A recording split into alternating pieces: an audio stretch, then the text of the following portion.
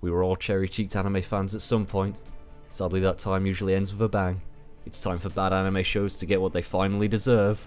No matter how many episodes or how bad it is, I'll prevail and beat them all. It's time for Undroppable.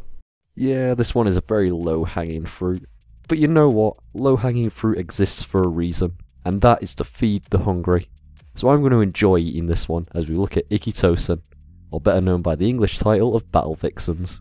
Brought to us by JC staff in the summer of 2003, and is based on the manga series by Yuji Shiozaki, with the English title for the manga lending the same title to its adaptation. But sadly, the English edition of the manga never saw past volume 15, due to the collapse of the manga publisher Tokyopop, and as of 2014, no other English publishers have acquired the license to continue publication. And so Battle Vixens went down on the ship it rode to the English nations on, which is maybe why no one has heard much about this series, as well as it being smut. I'm not joking, this is true dyed-in-the-wool smut, and one of the pseudo-genre known as boob battle, which are shows that have a very battle manga setting, but instead of a hard-as-nails guy, it usually follows or at least focuses on the female characters, that are usually so top-heavy you think they drank litres of milk each day since birth, with one of the main tropes of this genre being how the clothing of the female characters has the attributes of paper and rips on the slightest impact. This type of show pops up at least once every year, if not each season, with ranges of success, not just from general anime fans, but also fans of this type of show.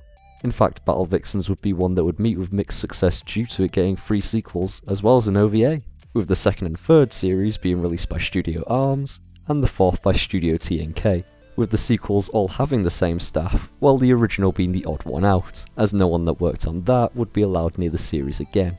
But why have all these changes for the sequels?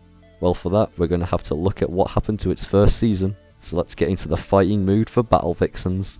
The story follows Hakufu Sonsaku, a woman almost as impossible as Hinako, as she joins her new school to beat the shit out of people. No joking, the intro is her turning up to her new school and beating people up.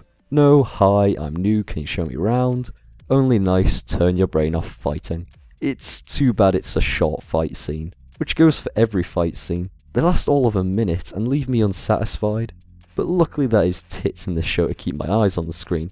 And I'd better point out here, every lass has this weird design where they have the waist of a pencil, but massive hips and boobs, which is a throwback to the manga, as that is Yuji's art style, which he also used in his other work, Battle Club, perhaps the silliest, smuttiest and funniest wrestling manga ever been put to print. But anyway, Battle Vixens. If you know the romance of the Three Kingdoms, you know the story. Hell, even just having played a Dynasty Warriors game gives you everything you need to know. Basically, Hakufu is Sunsei, and follows her rising to lead Nanyo Academy, as all the Chinese heroes of the story have had their names Japanified, and the epic war that lasted centuries over a whole country is now a turf war in Kanto. But Sunsei does die at a young age, killed by Ikkitousen, who shows up a fair bit all throughout the show, not doing anything apart from being there, reminding you she exists. I could guess it's to try and give her some menace, but we have no basis for how strong she is until we are told in the last episode, and even then the fight lasts a minute and is very lackluster. In fact, that is a huge problem the show has. It's all tell not show in how strong everyone is. All it does is tell you how strong people are and not show them in, say, a fighting scene. You know, it being a fighting manga and all that. Instead we just get told how badass they are and not to mess with them. The manga did also do something similar,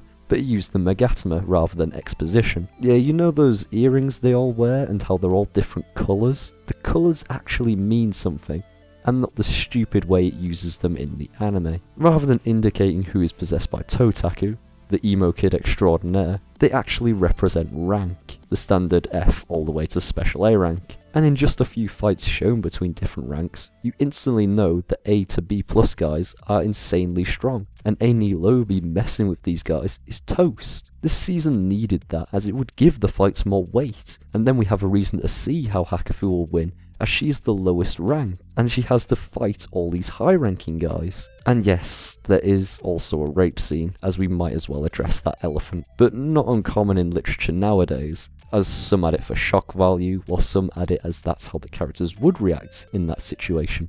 Either way, Battle Vixens does do this surprisingly well, as it's not shown, as all you hear is Chinku, the victim, scream for a second or two, and then the scene changes, cutting back only after it's happened, and the bad guy gloating to Chinkyu's lover, Ryofu, who is then instantly killed for what he's done.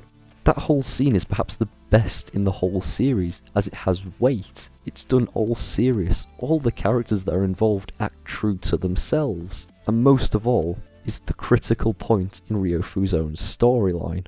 All done better than, say, a certain space anime to air in recent times. I am truly being serious when I say Battle Vixens, a goofy, smutty battle show, handles rape better than a more serious mecha show. But one good scene doesn't fix a lot of bad, or at least below average.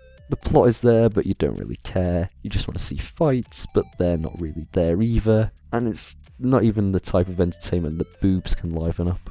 Also, another problem is the show doesn't really explain anything, as it does explain stuff, but it uses Japanese translations for both the martial arts moves and titles, rather than the English versions, which are all retained even in the dub. To take an example, Hakufu, or some say, was known as the Little Conqueror, but rather than saying that, they used the Japanese wording, which is Shohao, something I didn't expect to encounter in a dub, for English people, as it makes it more difficult than watching it subbed. Though I will say, the dub is actually really funny, if only for the epic narration voice while he says really silly lines. It's just golden. All these problems I had from boring fights and goofy plots do get fixed in later seasons, with the second probably being the best with better fight scenes, a plot that has actual tension and risk to the characters' lives. The only reason to watch this first season is so you can watch these later ones, and even then you don't really need to watch this first season, as the later ones do handle the whole theme of Battle Vixens a lot better. And that being there is no fate set in stone, you set your own fate. Not a whole new message, but a good one to keep in your mind. But this would not be the first or the last the Romance of the Three Kingdoms would hit anime, and while dumb and filled with TNA, it would not be the worst adaptation of the epic tale. And there, it's done, the low-hanging fruit has been eaten. Can I go and watch something that doesn't require me researching a 700-year-old book that badly needs an editor? I never thought I'd spend this much time on this show of all things. Either way, I'll see you guys in the next Undroppable.